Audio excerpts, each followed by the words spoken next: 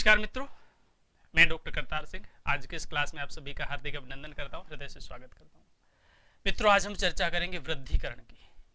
वृद्धिकरण, पल्लवन, भाव विस्तार, किसी भी रूप में जानते हैं हम इसको। यदि हम वृद्धिकरण की बात करें, इसकी तह में जाने की कोशिश करें तो सिंपल सी चीज है। वृद्धिकरण का मतलब क्या है? उसको बढ़ाना।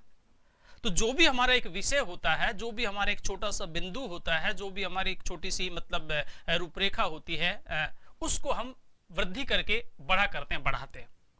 भाव वही होता है, मूल विषय वही होता है, लेकिन मूल रूप से हम उसका विस्तार कर देते हैं। यदि हम इसका पल्लवन का नाम लेते हैं, पल्लवन की सार्थकता को यदि हम देखते हैं यहाँ पर, तो पल्लवन का शाब्दिक अर्थ क्या होता है? जैसे मान लीजिए कोई पेड़ है, उस पर नई कोपल आ रही है, ठीक है, और वो नई कोपलें थोड़े दिनों के बाद में पूर्ण रूप से पत्तों का रूप धारण कर देंगी और पत्ता जो है वो हरी भरी होकर के, हरियाली होकर के पेड़ अपने आप में समृद्ध हो जाएगा, मालामाल हो जाएगा शुद्ध रूप से, ठीक है। तो पल्लवन भी वही होता है, मतलब जहां एक छोटी सी कोपल होती है, जहां पर एक छोटा सा अंकुरण होता है, उसको मूल रूप से विस्तार दे करके हम मूल रूप से पल्लवित करते हैं। अर्थात मान लो, कल्पना कीजिए कि एक पत्ता, एक कोपल, और पूर्ण रूप से फिर वो पूर्ण रूप से पत्तों से लद जाता है। तो भाव विस्तार वही है। यदि हम इसमें भाव विस्तार की चर्चा करें तो भी हम इसको यही कहें, भाव विस्तार, यानी जो मूल भाव होता है, मूल जो विषय वस्तु होती है, उस मूल विषय वस्तु को लेकर के जो भावना होती है, उस भावना का विस्तार करना होता है। बात वही होती है, विषय वही होता है, संदेश वही होता है, लेकिन जो मूल भाव है उसको और अधिक हम स्पष्ट कर देते हैं, उसकी हम वृद्धि कर देते हैं, उसका पूर्ण रूप से हम विस्तार कर देते हैं, उसका हम विश्लेषण कर देते हैं, उसकी हम व्याख्या कर देते हैं, किसी भी रूप में हम उसको कह सकते हैं।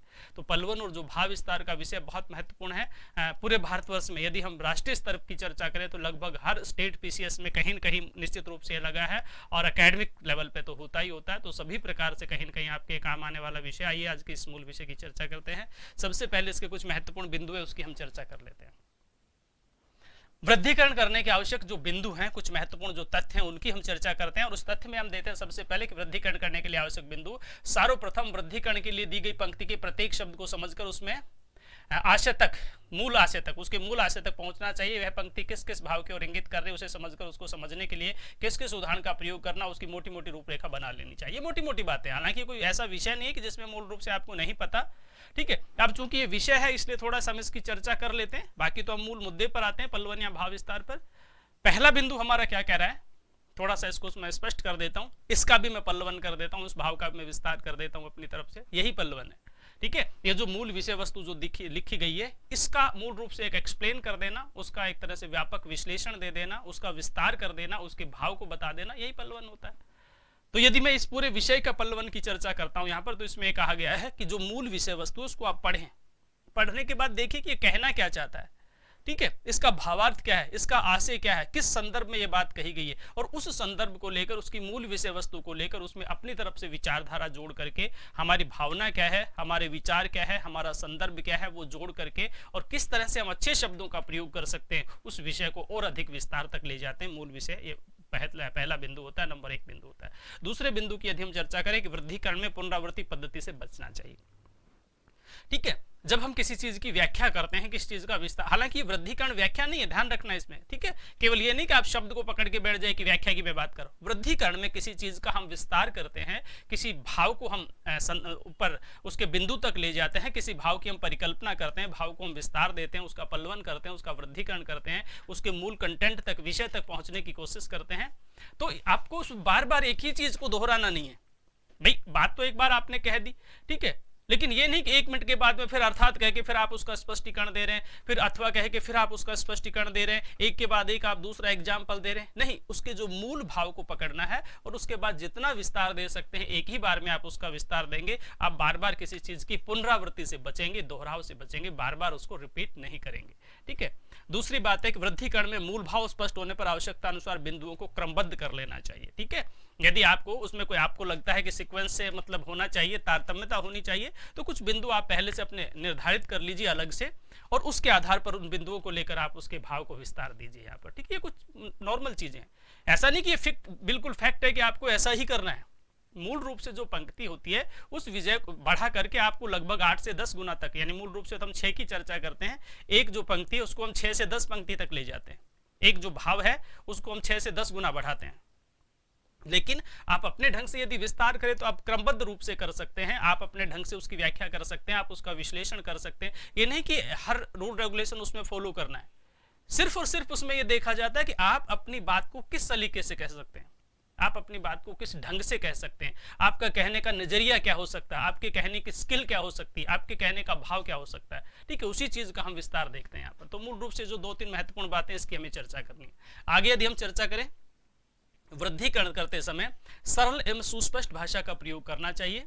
ठीक है, और दिए हुए वाक्य में अलंकार, रूपक तथा उपमा का समावेश हो सकता है, उन्हें सामान्य एवं सीधे साधे शब्दों में समझाना चाहिए। यहाँ पर देखिए सीधी सी बात है, यहाँ पर चाहे वो रूपक की बात करें, चाहे उपमा की बात करें, अलंकार की बात करें, अन्य किसी गहने की बात करें, अपनी बात को आपको स्पष्ट शब्दों में कहना है, सरल शब्दों में कहना है, सटीक शब्दों में कहना है। ठीक है, बहुत ज्यादा अलंकारों का बोझ उसके ऊपर नहीं डालना है। मतलब बात जितनी सलीके से कही जा सकती है, जितनी सरलता से कही जा सकती है, उससे अधिक और अच्छा कुछ नहीं हो सकता।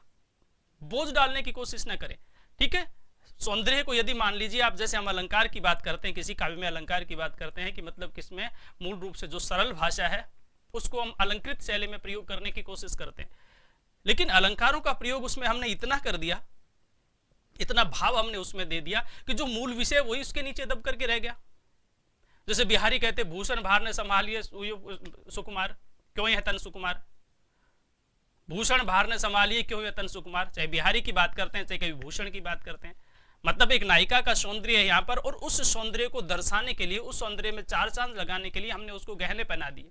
अब वो गहनों के भार से वो नायिका इतनी दब गई कि उसका जो वास्तविक जो स्वरूप है सौंदर्य का, वही उसके नीचे फीका पड़ गया।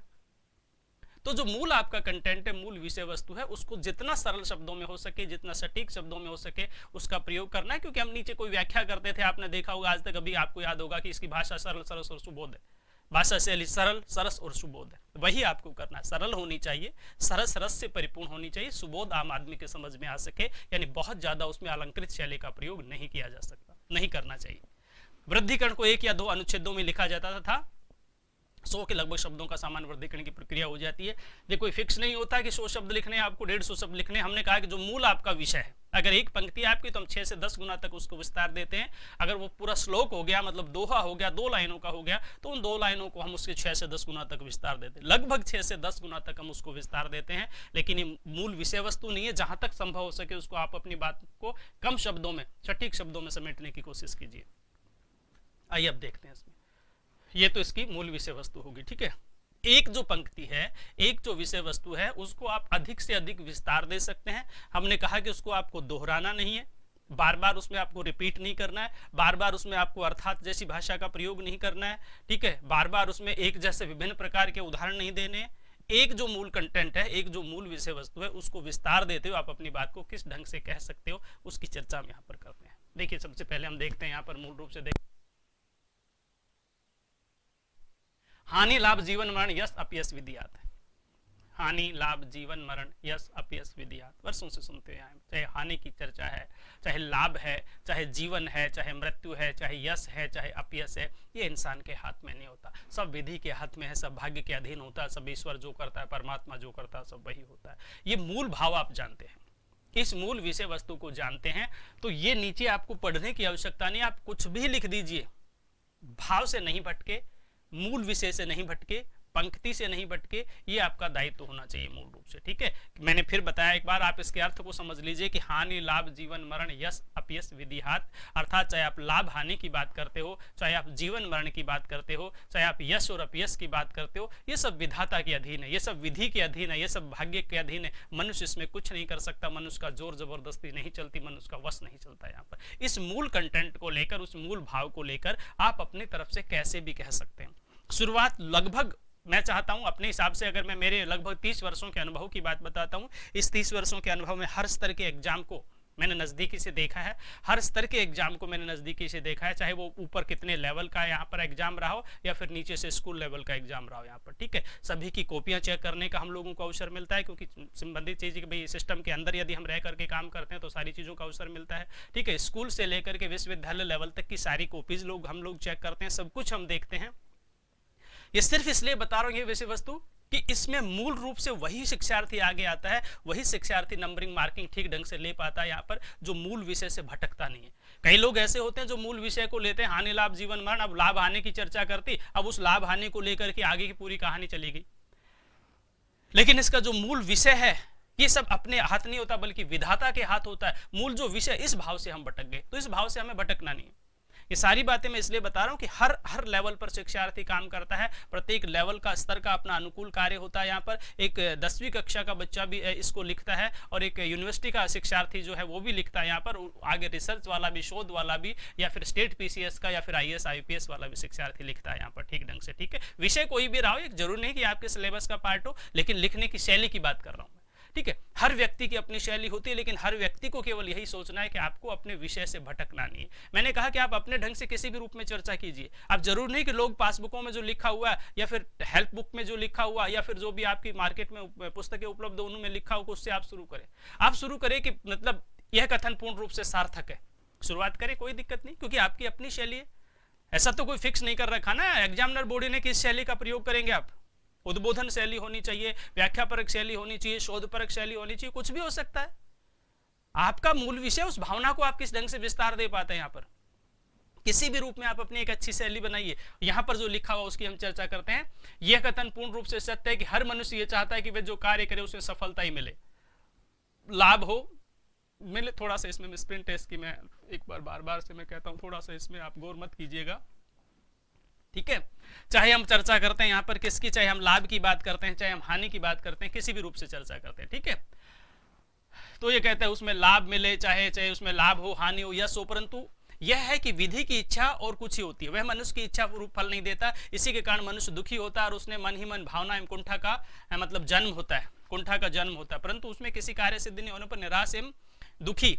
ठीक है, आदमी को दुखी नहीं होना चाहिए, क्योंकि किसी कार्य में हानि लाभ अथवा मृत्यु जो होती है, मृत्यु है अथवा जीवन, ये सब विधि के हाथ होते हैं, किसी के वश में नहीं है, अपनी इच्छा से इस पर नियंत्रण नहीं पा सकते। अतः ये कथन XYZ जो भी कुछ है लिखा हुआ, मैं इसके भाव पर नहीं जा रहा, क्योंकि जरूर नहीं कि ये लिखा हुआ आप ऐसा लिखें, जैसा ये लिखा हुआ आप ऐसा लिखें, कोई जरूरी नहीं होता। ठीक है, ये तो थोड़ा मिसप्रिंट था इसलिए मैंने इसको हाईलाइट कर दिया।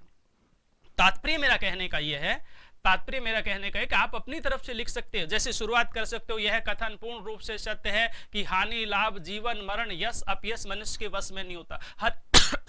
हर इंसान चाहता है कि उसके वश में सब कुछ हो, वो जो कार्य करे उसका प्रतिफल मिले, वो जो काम करे उसका प्रतिफल मिले, क्योंकि बिना कार्य के कोई व्यक्ति करता नहीं है। प्रयोजनम बिना मंदो अपि न प्रवर्तते, बिना प्रयोजन के कोई मंद बुद्धि व्यक्ति भी किसी कार्य में प्रवृत्त नहीं होता। फिर हम जो काम कर रहे हैं उसका प्रयोजन हम कुछ तो चाहते हैं, कुछ तो निश्चित उसका उद्देश्य रहा होगा, कुछ तो निश्चित उसका प्रयोजन रहा होगा, कुछ तो निश्चित उसका लाभ रहा होगा। लेकिन मनुष्य चाहकर भी कई बार नहीं कर पाता, मनुष्य चाहकर भी कई बार नहीं कर पाता यहाँ पर। ठीक है, उसमें हमें दुखी होने की आवश्यकता नहीं होती, बिल्कुल दुखी होने की आवश्यकता नहीं होती, क्योंकि हम जो चाहते हैं यदि वो होता है तो वो हमारी इच्छा के अनुकूल हो रहा है, यदि हम चाहते हैं और वो नहीं होता तो वो ईश्वर की इच्छा के अनुकूल हो रहा है। इसलिए ईश्वर जो करता है सब कुछ अपने आप ही करता है। ठीक है, ईश्वर निश्चित रूप से आपके समर्थन में है, यदि आपको विश्वास है तो, और यदि विश्वास नहीं है तो कोई फर्क नहीं पड़ता, विश्वास है तो पत्थर भी देवता होता है। इसलिए निश्चित रूप से कथन पूर्ण रूप से सार्थक है कि हानि लाभ जीवन मरण यश अपयश विधि हाथ। हो सकता है तो उस मूल कंटेंट जो हमारी मूल पंक्ति इसको वापस दोहराइए। ये विद्वानों की अलग अलग राय हो सकती है। ठीक है, कोई इसके समर्थन में बोलेगा, कोई इसके विरोध में बोलेगा, कोई फर्क नहीं पड़ता आपको, कोई किसके विरोध में बोलता है, कोई किसके समर्थन में बोलता है। आपकी अपनी विचारधारा होनी चाहिए, आपकी अपनी भावना होनी चाहिए। आप, क्योंकि पल्लवन क्या होता है, आपकी रूपरेखा देखी जाती है, किसी व्यक्ति का कंटेंट नहीं देखा जाता है कि उस पुस्तक में जो लिखा हुआ आप वैसा उसका अनुसरण कीजिए, नहीं। पल्लवन या जो भाव विस्तार होता है, वृद्धिकरण होता है, आप एक छोटी सी चीज को किस तरह से विस्तार देकर दूसरों के सामने परोस सकते हो, आप एक छोटी सी भावना को कितना व्यापक रूप से प्रदर्शित कर सकते हो। ठीक है, कि उसमें मूल कंटेंट भी बचा रहे, उसकी मौलिकता भी बची रहे, उसका विस्तार भी हो जाए। ठीक है, और भाषा सरल सरस और सुबोध भी बनी रहे यहाँ पर।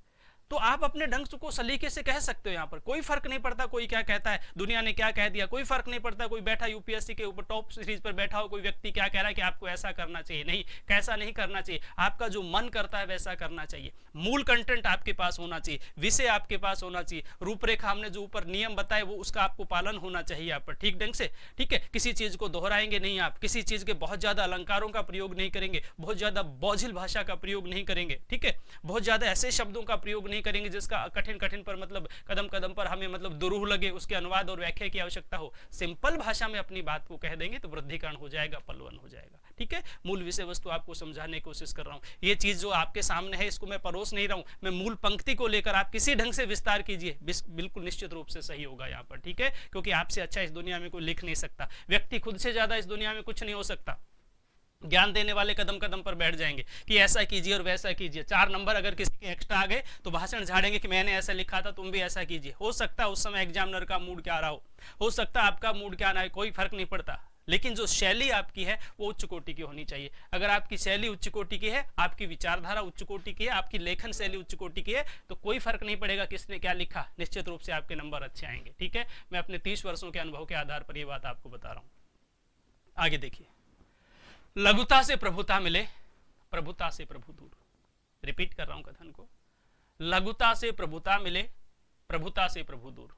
हमने पहले बिंदु में देखा जब हमने शुरुआत की इसमें कि आपको उस मूल विषय को पढ़ लेना चाहिए। पढ़ने का तात्पर्य क्या है, उस भावार्थ को समझ लेना चाहिए, उस मूल कंटेंट को समझ लेना चाहिए, उस मूल विषय वस्तु को समझ लेना चाहिए कि वो कहना क्या चाहता है। और उसको कहना क्या चाहता है, उसको जब आप आत्मसात कर लेते हैं, जब आप हृदयंगम कर लेते हैं, जब आप अपने मन में बिठा लेते हैं, तो फिर अपने आप ही आपके मन में एक ज्वार पैदा होगा कि हम इस ढंग से इसका विश्लेषण कर सकते हैं, इस ढंग से इसकी व्याख्या कर सकते हैं यहाँ पर। ठीक है, क्योंकि शब्दों में तो आप कंगाल है ही नहीं, शब्दों में तो आप कंगाल है ही नहीं। जब इस लेवल पर व्यक्ति पहुंच जाता है, जब कंपटीशन की व्यक्ति तैयारी करता है, तो पूर्ण रूप से वो समृद्ध होता है, वो मालामाल होता है। ठीक है, मैं तो कहता हूं अगर वो बाहरी दुनिया की बातें सुनना बंद कर दे तो निश्चित रूप से बहुत जल्दी अपने लक्ष्य की प्राप्ति उसको हो जाए। बाहरी दुनिया की बातें सुनना बंद कर देना, तो केवल और केवल अपने कंटेंट पर ध्यान दे, अच्छे 2-4 अनुभवी लोगों के संपर्क में रहे यहाँ पर। ठीक है, अच्छी ऑथेंटिक पुस्तकें पढ़े और निश्चित रूप से अपने लक्ष्य के प्रति समर्पित रहे, बाहरी दुनिया को छोड़ दे, क्योंकि ये दुनिया वाले ने किसी को आगे नहीं जाने देंगे। ये दूल्हे को ना घोड़ी पे बैठने देंगे ना घोड़ी से उतरने देंगे। दूल्हा घोड़ी पे बैठेगा तो बोले अरे रुक जा, छींक होगी, छींक दिया किसी ने। ठीक है, उतरने लगा तो मतलब एक पांव ऊपर एक पांव घोड़ी के नीचे, फिर बोला छींक दिया, रुक जा, तो वो ऐसे ही जा रहा है एक पांव लटका कर। ये जाने नहीं देंगे दुनिया वाले। ठीक है ना, मैं सबका समर्थन नहीं कर रहा, मैं सबका विरोध नहीं कर रहा, मैं हकीकत आपको बता रहा हूँ। आप समाज में रहने वाले लोग हैं, मेरे से बेटर आप जानते हैं यहाँ पर, मुझसे बेहतर जानते हैं यहाँ पर। ठीक है, मूल कंटेंट, मूल विषय वस्तु की बात बता रहा हूँ, उसको समझिए। सब लोगों की बातें सुनना बंद कर दीजिए। ठीक है, केवल अपने लक्ष्य पर ध्यान होना चाहिए आपको, निश्चित रूप से सफलता आपके कदम चूमेगी। अपने 30 वर्षों के अनुभव के आधार पर बता रहा हूं। ठीक है, पर न जाने लाखों स्टूडेंट आए और चले गए इस दुनिया में, मेरे सामने आते हुए चले गए का तात्पर्य 2 साल के लिए आते हैं, 1 साल के लिए आते हैं, कंटेंट तैयार होता है। अहम जो होता है लोगों का कि हम 5 साल से तैयारी कर रहे हैं, वो अगले 5 साल और तैयारी करते हैं। लेकिन जो बिल्कुल प्रबुद्ध होकर के बैठता है कि भाई मैंने अपनी तरफ से ये मुझे पता है, आप इसमें क्या संशोधन कर सकते हो, क्या बदलाव कर सकते हो, बता दीजिए, मुझे अब की बार निकलना। ठीक है, बिल्कुल शांत भाव से जो व्यक्ति करता है, इस तरह का भाव समर्पण कर देता है, निश्चित रूप से उसको लाभ मिलता है। मैं ये नहीं कह रहा कि मेरे प्रति समर्पण कीजिए, मैं तो कह रहा हूं अपने पुस्तकों के प्रति समर्पण कीजिए, अपने विषय के प्रति समर्पण कीजिए। ठीक है, आपकी जो मूल कंटेंट, मूल विषय वस्तु है उसके प्रति समर्पण कीजिए, आप अपने पूर्वजों के प्रति समर्पण कीजिए। ठीक है, विद्या बुद्धि सब कुछ आपके पास है, बस एक आपको आवश्यकता है कि आपको ध्यान लगाने की, सिर्फ और सिर्फ आपको आवश्यकता है ध्यान लगाने की। ठीक है, ऐसा नहीं कि आपके पास शक्ति नहीं है, ऐसा नहीं है आपके पास टैलेंट नहीं है, ऐसा नहीं है आपके पास बुद्धि नहीं है, लेकिन वो बुद्धि कहाँ लगानी है आपको ध्यान रखना है।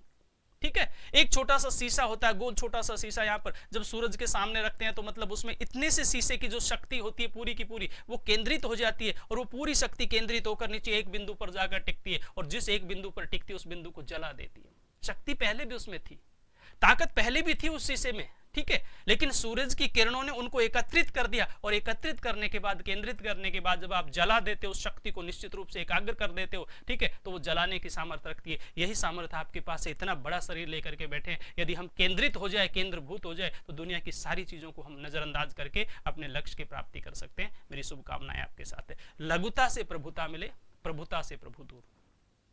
अगर आप लघु बन जाएंगे, छोटे बन जाएंगे, मैं कुछ नहीं जानता, तो प्रभुता मिलेगी, बड़प्पन मिलेगा, दुनिया में सम्मान मिलेगा, और प्रभुता से प्रभु दूर। और अगर आप प्रभुता दिखाएंगे, बड़प्पन दिखाएंगे, अहंकार दिखाएंगे कि मेरे पास आ जाइए बस आपका सिलेक्शन हो गया, ठीक है, तो वो कसम खा रखी कि न मेरा हुआ न तेरा होने दूंगा यहाँ पर। ठीक है, ऐसे लोगों से बचिए, अहंकारी लोगों से बचिए। ठीक है, ये जीवन में भी काम आने वाली चीजें और पल्लवन और भाव विस्तार में भी काम आने वाली चीजें। तो यही कहा गया है भाई, आपके कारण से कोई काम हो रहा है तो आप क्यों कह रहे हो मेरे कारण से हो रहा है? आप एक निमित्त, तो आप एक माध्यम, आपके कारण से काम हो नहीं रहा। ठीक है, वो काम पता नहीं किस ईश्वर के द्वारा किससे हो रहा है। हनुमान जी जो इतने लंबे 100 योजन समुद्र को लांग करके चले गए, और जब पूछा लोगों ने, बंदर भालुओं ने, साथियों ने पूछा कि हनुमान जी आपने क्या किया, कैसे किया, कितने विशाल काम को आपने कर गए, उन्होंने कहा मुझे क्या पता है विशाल, मैंने तो आज से पहले किया ही नहीं। यदि मैं करता तो आज से पहले कितनी ही बार में चला जाता लंका में, मुझे नहीं पता है क्या हुआ। ये सब ईश्वर की कृपा है, ये सब भगवान राम की कृपा है। इतने बड़े विशाल काम को करने के बाद उन्होंने कहा कि मैं नहीं जानता कैसे हुआ। ये अहंकार का भाव हमें त्यागना है, तब जाके प्रभु मिलेंगे, तब जाके प्रभुता मिलेगी, तब जाके गद्दी मिलेगी, राजगद्दी मिलेगी और दुनिया में सम्मान प्राप्त होगा। ये भाव है। इस भाव को अपने नजरअंदाज से करके, सारी दुनिया की चीजों को नजरअंदाज करके इस भाव को अपने नजरिए से देखिए। फिर ये सारी चीजें आपको पढ़ने की आवश्यकता नहीं कि क्या लिखेंगे, मैंने भावार्थ आपको बता दिया कि लघु बनना है, छोटा बनना है, सारी दुनिया में बड़े बन जाएंगे। क्योंकि हम एक पंक्ति कहते हैं कि नमंतम श्रीमंतम न लंघयति कश्चन। संस्कृत की हमारी एक पंक्ति आते कि झुके हुए श्रीमान को कोई लांग नहीं सकता। मतलब झुके हुए श्रीमान को कोई लांग नहीं सकता। आप जितना ऊंचा उठोगे बड़े नहीं बन जाओगे, लेकिन आप झुको के सामने विनम्र होकर के चले जाओ, आपको कोई लांगने की सामर्थ्य नहीं रखेगा, क्योंकि आप खुद इतने विनम्र हो गए। यहाँ पर तो कौन सामर्थ्य रखेगा आपको लांगने की। यही इस कंटेंट का, इसका मूल विषय वस्तु है। समझ लीजिए, पढ़ लीजिए, मैंने मूल भावार्थ बता दिया। ये क्या कहता है इसकी भी कहानी सुन लेते हैं।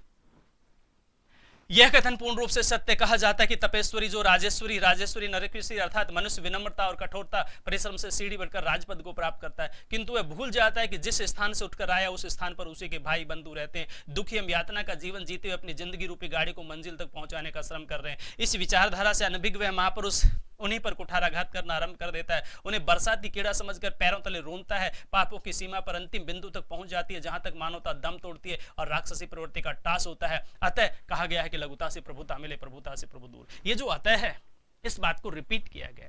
ठीक है, मैंने कहा कुछ लोग कहते हैं रिपीट करना चाहिए, कुछ लोग नहीं कहते रिपीट करना चाहिए। नियम नहीं बन सकता। आपकी विचारधारा कहती है, आपका मन कहता है, तो बात में वजन होता है। निश्चित रूप से आपको एक बार उसको दोहराइए। ठीक है, क्योंकि कंफर्म हम उसको कह रहे हैं, कहता है यह कथन पूर्ण रूप से सार्थक है कि ऐसा होता है, कोई गलत चीज नहीं उसमें।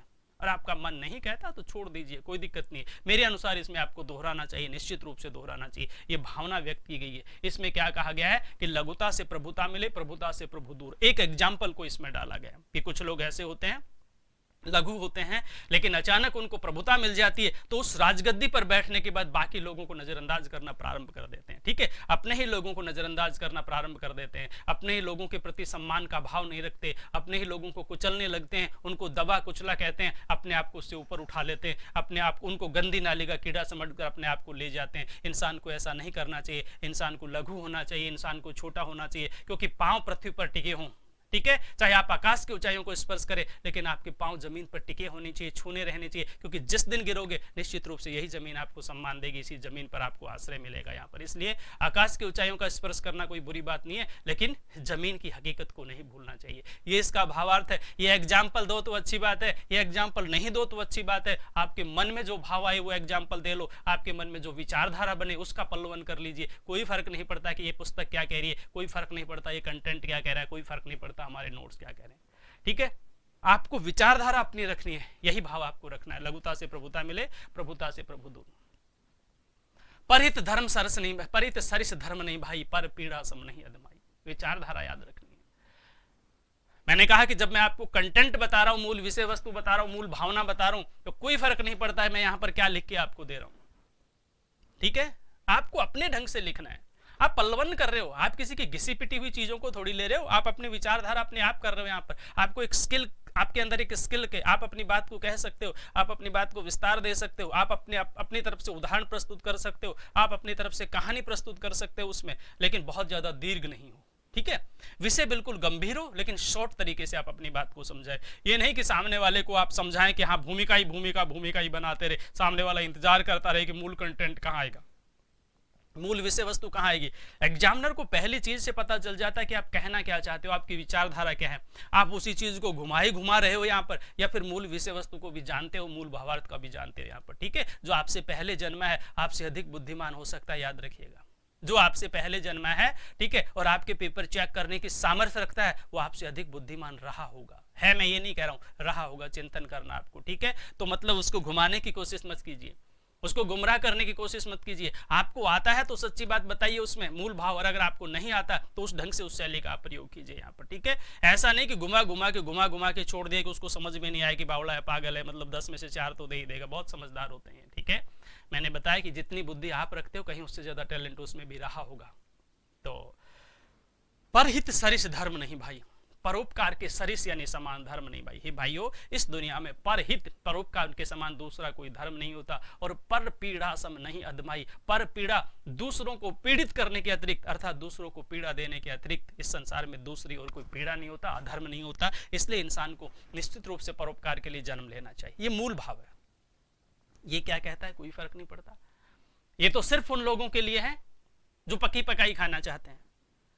ये कंटेंट, ये मूल विषय वस्तु सिर्फ उन लोगों के लिए जो पकी पकाई खाना चाहते हैं, ठीक है, जो चाहते हैं कि बस आप रोटी बना करके चुपड़ करके रख दो, हम आएंगे और खा के चले जाएंगे यहाँ पर, ठीक है। उनको कोई फर्क नहीं पड़ता कि स्वाद आ रहा है या नहीं आ रहा, ठीक है, कोई फर्क नहीं पड़ता किसके साथ खा रहे हैं। लेकिन जो लोग खुद आटा लगाते हैं यहाँ पर, ठीक है, अपने हाथों से रोटी बनाते हैं, जैसी चाहिए वैसी बनाते हैं, मोटी चाहिए तो मोटी बनाएंगे, पतली चाहिए तो पतली बनाएंगे, रूखी चाहिए तो रूखी खाएंगे और घी में डुबो के चाहिए तो डुबो के खाएंगे, ठीक है। वो लोग मेहनत करने वाले होते हैं, उनके खाने का स्वाद कुछ और ही होता है। यही भाव इस पलवन में, ठीक है।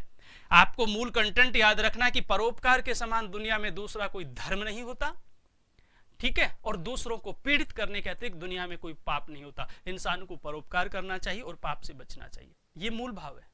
इस मूल भाव को कैसे भी लिख दो, यह कथन पूर्ण रूप से सार्थक है कि परोपकार जीवन का उद्देश्य होना चाहिए। मानव जीवन को परोपकार के लिए अपना जीवन यापन करना चाहिए। फिर आपको जो एग्जाम्पल याद आ रहे हैं, पौराणिक एग्जाम्पल याद आते हैं या फिर नवीन एग्जाम्पल याद आते हैं, आप लिख सकते हो उसमें सारी की सारी भावना को, कोई फर्क नहीं पड़ता, ठीक है। परोपकार का पालन करना चाहिए। मनुष्य इसीलिए मनुष्य है क्योंकि वो दुनिया से भिन्न है। मनुष्य इसीलिए मनुष्य है क्योंकि वो सारे जीवों से भिन्न है। यदि अपने लिए तो मतलब कीड़े मकोड़े गधे घोड़े सभी काम करते हैं। भाषा सलीके की होनी चाहिए, ध्यान रखना है। यहाँ पर मैं कुछ बोल भी देता हूं तो उसको नजरअंदाज कर देंगे, क्योंकि मैंने कहा सरल सरस और अच्छे शब्दों का प्रयोग, ठीक है। दुनिया के बाकी जीव जीव हैं वो भी अपने लिए तो काम करते हैं। मनुष्य इसलिए है क्योंकि वो मनुष्य के लिए काम करता है, ठीक है।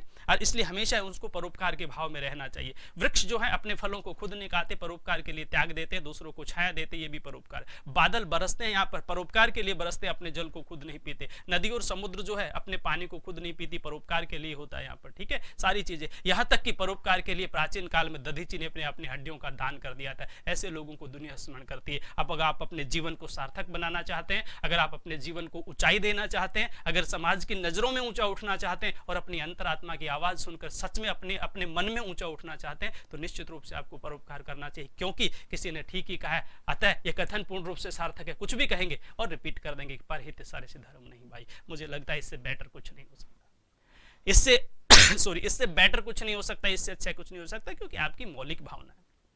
उस सड़े गले उपमान उठा करके आपने नहीं डाले यहाँ पर। लोग क्या कहते हैं उन उपमानों को आपने उठा के नहीं डाला, ठीक है। आपके पास जो विचारधारा उसमें आप लिखिए ना। आप नदी का उदाहरण लिखिए, आप पेड़ का उदाहरण लिखिए, आप पर्वत का उदाहरण लिखिए, आप प्रकृति का उदाहरण लिखिए। कितने उदाहरण दुनिया में भरे पड़े हैं जो व्यक्ति अपने लिए काम नहीं करता, दूसरों के लिए काम करता है, ठीक है। ये सारी की सारी जो चीजें हैं यहाँ पर, ये सारे उदाहरण आप लिख सकते हैं। बहुत अपने आप में व्यापक हो जाएगा, आप विस्तार दे सकते हैं। इतना भी विस्तार मत दे दीजिए कि आदमी वो ढूंढता ही रहे कि इसका मूल भाव कहां से लिखा गया। शुरू में भी एकदम मूल भाव मत लिख लीजिए। भूमिका बनाइए और भूमिका बनाता बनाता 6 से 10 गुना ही तो बढ़ाना है आपको।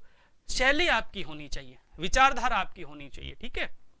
निश्चित रूप से मतलब विचार। मैंने कहा आपके आस पड़ोस में जो भी कोई व्यक्ति आप उससे पूछिए यहाँ पर। अगर नहीं मिलता है तो हम लोग खड़े हैं बिल्कुल आपकी मदद के लिए, निश्चित रूप से आपकी मदद के लिए खड़े हैं, क्योंकि यहाँ पर दूसरे फैक्टर कोई काम नहीं करते। बिल्कुल ऑन द कैमरा में रिकॉर्ड बात नहीं है, बिल्कुल लाइव आपके सामने बोल रहा हूँ कि हम लोग पैसे के लिए काम नहीं कर रहे। बहुत साधन है हमारे पास धन कमाने के, अर्थ अर्जन करने के, बहुत से साधन हमारे पास है। निश्चित रूप से हमारे साथ जुड़ी। हम एक तरह से जो जिस एनजीओ में काम कर रहे हैं यहाँ पर मूल रूप से, ठीक है, मैं वर्षों से सेवा कर रहा हूँ, लगभग 30 वर्षों से सेवा कर रहा हूँ यहाँ पर। निश्चित रूप से आप हमारे साथ जुड़िए। आप ऐप को डाउनलोड करिए, नीचे जो पट्टी चल रही है उसमें हमारे ऐप को डाउनलोड कीजिए। ऐप डाउनलोड करने के बाद में जहां भी आप देख रहे हैं, जिस भी चीज से आप देख रहे हैं, उस माध्यम से हमसे जुड़ने की कोशिश कीजिए। आप लिखिए, ठीक है, लिख करके, आज तो सारी दुनिया मुट्ठी में, लिखिए, उसकी फोटो खींचिए, फोटो इमेज खींच करके बिल्कुल ऐप पर डाउनलोड कीजिए। हम चेक करके आपको देंगे और बताएंगे कि आपने अशुद्धि की, आपने गलती की है। निश्चित रूप से हम आपकी मदद के लिए तैयार खड़े हैं यहाँ पर, ठीक है। वो एक अलग विषय है कि आप किसी कंटेंट को लेकर के आप तैयारी कर रहे हैं, आप किसी बड़े एग्जाम को लेकर तैयारी कर रहे हैं, तो एक क्लास आपका भला नहीं कर सकती। उसके लिए फिर आपको जुड़ना पड़ेगा, उसके लिए आपको जुड़ना पड़ेगा, उसके लिए आपको कोर्स में भी आना पड़ेगा, उसके लिए आपको रेगुलर भी रहना पड़ेगा, उसके लिए आपको कुछ थोड़ा बहुत जो पे होता है वो भी करना पड़ेगा। वो एक अलग विषय वस्तु है। लेकिन मूल रूप से जो है, आप जो जिस विषय पर आप जुड़ना चाहते हैं वो तो निश्चित रूप से हम आपकी सेवा में निश्चित रूप से खड़े हुए हैं। तो कभी भी किसी भी रूप में आप, यदि आपको पूछना है तो निश्चित रूप से किसी भी माध्यम से आप हमसे संपर्क कर सकते हैं।